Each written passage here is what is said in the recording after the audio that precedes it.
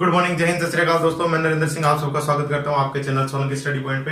तो दोस्तों लास्ट से जो अपने वीडियोस थे उसमें अपन ने पढ़ा था जो अपना मुगल एम्पायर। आज अपन पढ़ने वाले हैं ब्रिटिश एम्पायर के बारे में। ठीक है, तो आज का टॉपिक है अपना retaliation and struggle against British empire, जो है क्लास 10th का जो है 3rd चैप्टर है, उसके बारे में अपन पढ़ने वाले हैं। Retaliation and struggle against British empire की जो ब्रिटिश एम्पायर था उसके अगेंस्ट जो रिटेलिएशन और जो स्ट्रगल्स हुए थे उसके बारे में पढ़ेंगे। और उसके इस चैप्टर में आप लोग बहुत सारी चीजें पढ़ोगे, जैसे प्लासी बैटल्स है, ठीक है, बक्सर बैटल्स है, और जो आपके मूवमेंट्स है, या आपका जैसे किसान जो है फार्मर मूवमेंट्स है, या पॉलिटिकल मूवमेंट्स है, ठीक है, या आपका जो प्रजामंडल मूवमेंट्स है, या आपकी जो है 1857 रिवॉल्यूशन है, उन सब के बारे में अपन इस चैप्टर में पढ़ने वाले हैं। तो आज अपन स्टार्टिंग करेंगे कि आपका जो ब्रिटिश एम्पायर है वो कैसे स्टैब्लिश जो है कैसे हुआ था, उसकी स्टैब्लिशमेंट पढ़ेंगे, स्टार्टिंग क्या क्या हुई, वो सारी चीजें अपन लोग इस वीडियो में देखने वाले। तो दोस्तों शुरू करते हैं आज का वीडियो।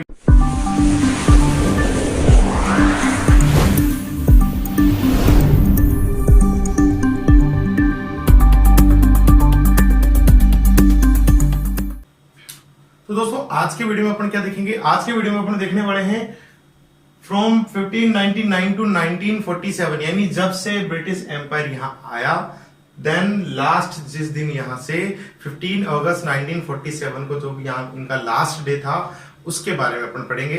तो अपना जो है आज का टॉपिक है retaliation and struggle against between जो ब्रिटिश एम्पायर था उसके अगेंस्ट जो है स्ट्रगल और जो रिटेलिएशन है उसके बारे में पढ़ेंगे। स्टार्ट करते हैं कि ऑन 1998 के अंदर क्या हुआ था, जो है इंडिया के अंदर जो है बहुत सारी जो विदेशी जो कंपनीज है उनका जो है भारत में आगमन शुरू हो गया था। और बहुत सारी विदेशी कंपनीज जो है जैसे आपके डचेज है, फ्रांसीस है, इंग्लिश है, ठीक है, पुर्तगालीज है, ये सारे जो है आपके इंडिया की और जो है ट्रेडिंग के लिए आना शुरू हो गए थे। ठीक है, तो सबसे पहले आपके यहाँ आया था 1948 के अंदर वास्को डी गामा आया था।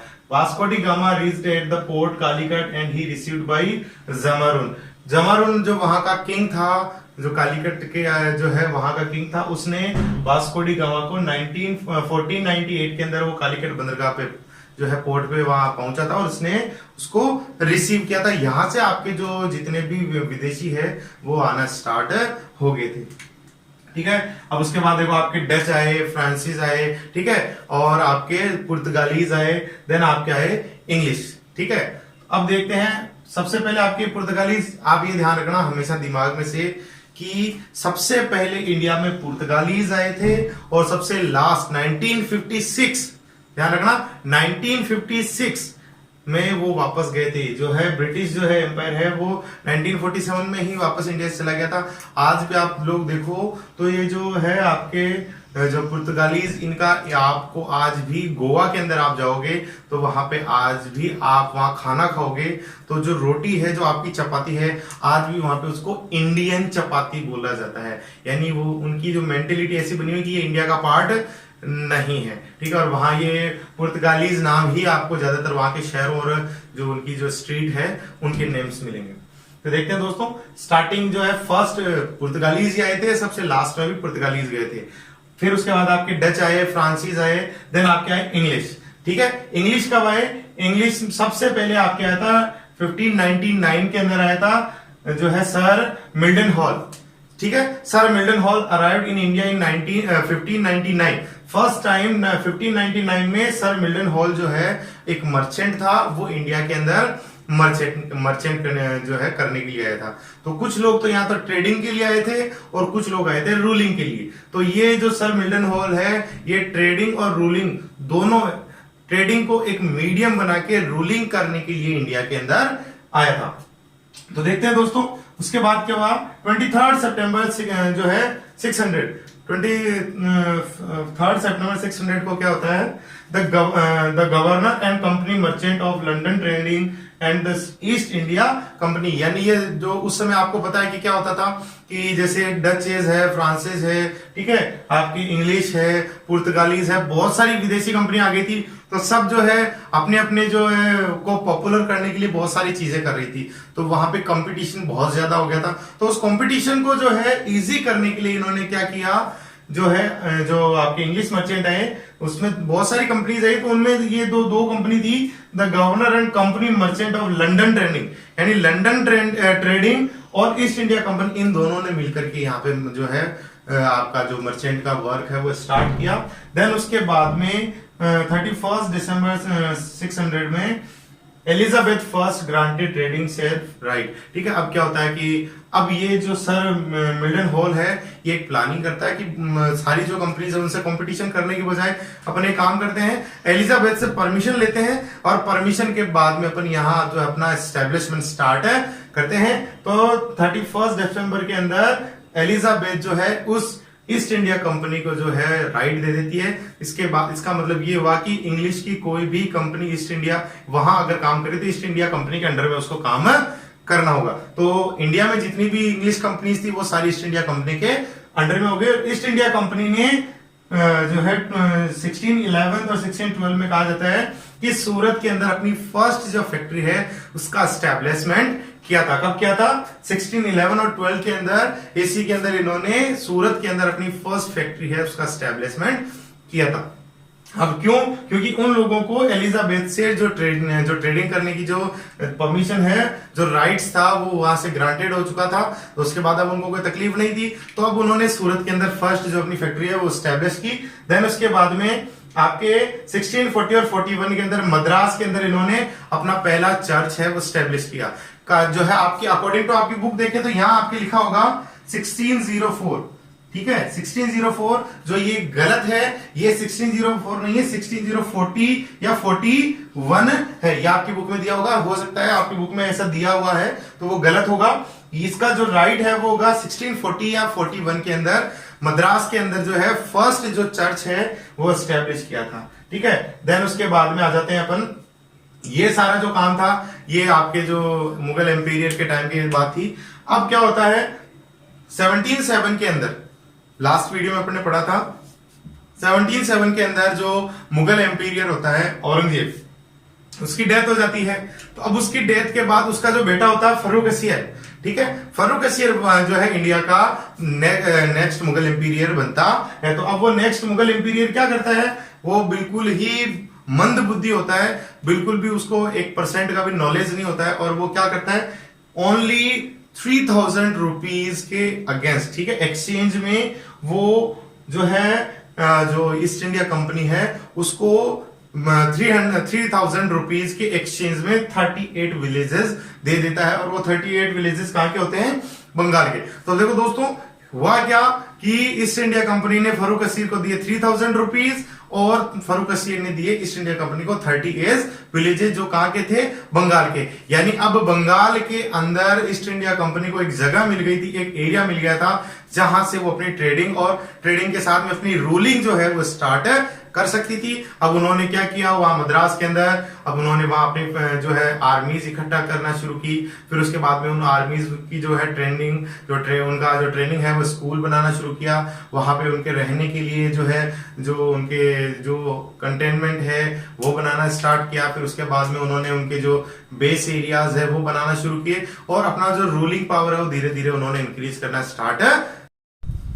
दोस्तों देखते हैं अब क्या हुआ कि बंगाल जो है, बंगाल के 38 जो विलेजेस थे वो आपके जो मुगल एम्पायर है उसके पास आ गए थे। तो उस समय जो है बंगाल का जो स्टार्टिंग जब हुई, अंग्रेज जब वहां फर्स्ट टाइम जो इंग्लिश थे वो जो ब्रिटिश थे वो वहां पे फर्स्ट टाइम गए, तो वहां पे जो है वहां का जो है गवर्नर था मुर्शिद कुली खान। देन उसके बाद में शाहजुद्दीन, सरफराज खान और अलीवर्दी खान, और फिर उसके बाद जो है अलीवर्दी खान जो है, ये थोड़ा अपन पढ़ेंगे इसको, ये कुछ वहां के गवर्नर्स थे, ये इनका टाइम पीरियड रहा। उसके बाद अलीवर्दी खान है, ये फर्स्ट जो है वहां बंगाल का गवर्नर था जिसने जो ब्रिटिश जो इंग्लिश जो फैक्ट्रीज थी और जो फ्रेंच जो फैक्ट्रीज थी उसके अगेंस्ट 45 जो है रूल उसने लागू कर दिया। देन उसके बाद में उसको जो है वहां से अपनी पोस्ट से जो ब्रिटिश है उन्होंने उसको हटा दिया, उसको सस्पेंड कर दिया। उसके बाद में वहां का नया गवर्नर बना सिराजुद्दौला। ठीक है, सिराजुद्दौला ने भी एज इट इज उसी को फॉलो किया और सेम जो है वर्क उसकी तरह जो है अलीवर्दी खान की तरह करने लगा। तो ये भी जो है आपके जो ब्रिटिश एम्पायर उसको जो है अच्छा नहीं लगा। तो ब्रिटिश एम्पायर के जो है कासिम जो आपका बाजार है वहां पे उसको 20 जून 1756 को सरेंडर करना पड़ा। अब देखते हैं दोस्तों इसके बाद में क्या होता है। इसके बाद में एक बहुत जो है दो बड़े बैटल्स जो अपन पढ़ रहे हैं। नंबर 1 अपन पढ़ेंगे प्लासी बैटल्स, देन सेकंड अपन पढ़ेंगे बक्सर बैटल्स। इन दो बैटल्स के बाद में जो ब्रिटिश एम्पायर है उसकी जो है बेस है वो और भी ज्यादा स्ट्रांग होने वाली है। तो दोस्तों आगे पढ़ते हैं।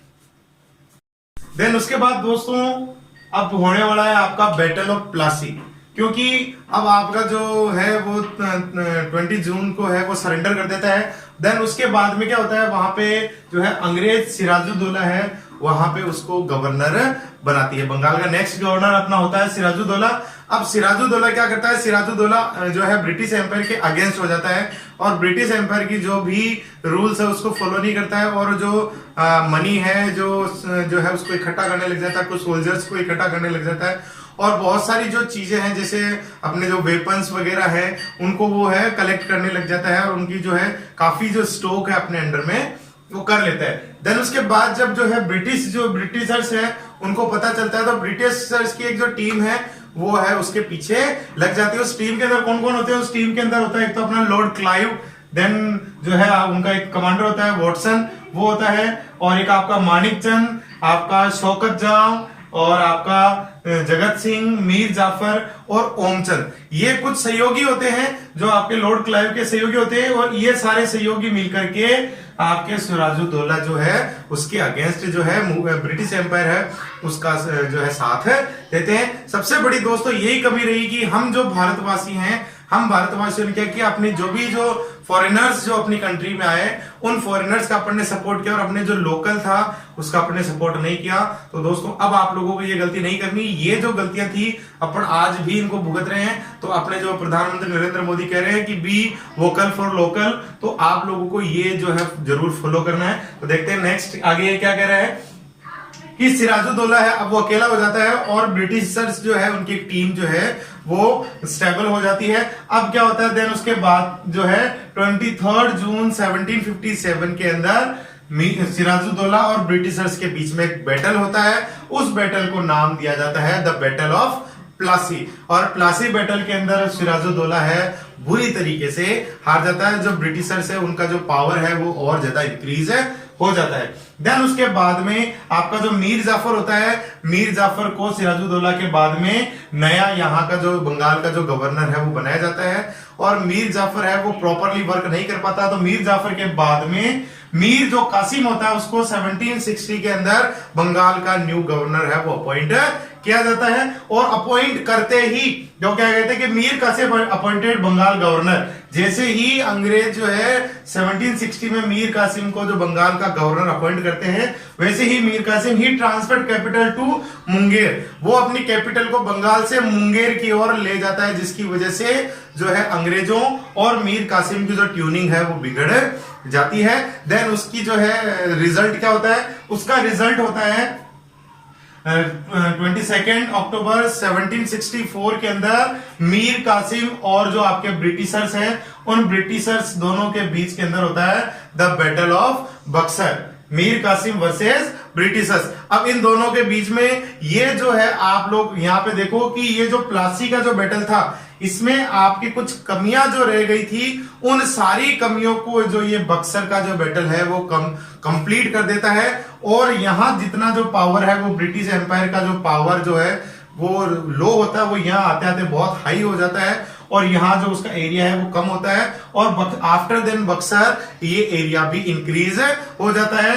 प्लासी का जो बैटल होता है उसमें केवल उसके पास बंगाल होता है, आफ्टर देन बक्सर उसके पास बंगाल, बिहार और ओडिशा, ये पूरा जो एरिया है वो ब्रिटिशर्स के अंडर में हो जाता है। तो देखते हैं the battle of Buxar. Buxar का जो बैटल है वो मीर कासिम और ब्रिटिशर्स के बीच में 22 अक्टूबर 1764 में होता है और वो आपको मैंने बता दिया क्यों होता है, क्योंकि 1760 के अंदर मीर कासिम को बंगाल का नेक्स्ट जो गवर्नर है वो अपॉइंट किया जाता है और बंगाल का जैसे उसको गवर्नर अपॉइंट करता है वो अंग्रेजों से दूर जाकर के कैपिटल को बंगाल से जो है मंगोर ले जाता है, जिसकी वजह से जो है वो उसके उनकी जो ट्यूनिंग है वो बिगड़ जाती है और जो इनको प्रॉपरली है वो इस पे बहुत ज्यादा ध्यान देना स्टार्ट कर देते हैं। उसके बाद में British got revenge road of Bengal, Bihar and Odisha. जो ब्रिटिशर्स है उनका रेवेज कंप्लीट हो जाता है और रेवेज में उनको बहुत बड़ी चीज मिलती है। यहाँ उनके पास केवल बंगाल था, आफ्टर देन बक्सर उनको बंगाल, बिहार और ओडिशा जो एम्पायर है वो पूरा उनके अंडर में। अच्छा, तो ये सारा जो लैंड है ये इनके अंडर में आ गई। अब अपन ने देखा 1764। तो दोस्तों नेक्स्ट वीडियो में अपन देखने वाले हैं after then Buxar battle. After जो बक्सर का जो बैटल है उसके बाद में क्या क्या हुआ, तो उसके बाद में अपन देखेंगे कि जो अपने मराठास है उनके साथ कौन कौन से बैटल्स हुए। अपने जो तैमूर जो है, जो आपके हैदर अली है, ठीक है, आपका जो क्या कहते हैं उनका जो बेटा है, ठीक है, उनके साथ में कौन कौन से हुए। जो सिख जो है उनके साथ में कौन कौन से बैटल हुए। 1857 का जो अपना रिवॉल्यूशन था उसके बारे में पढ़ेंगे।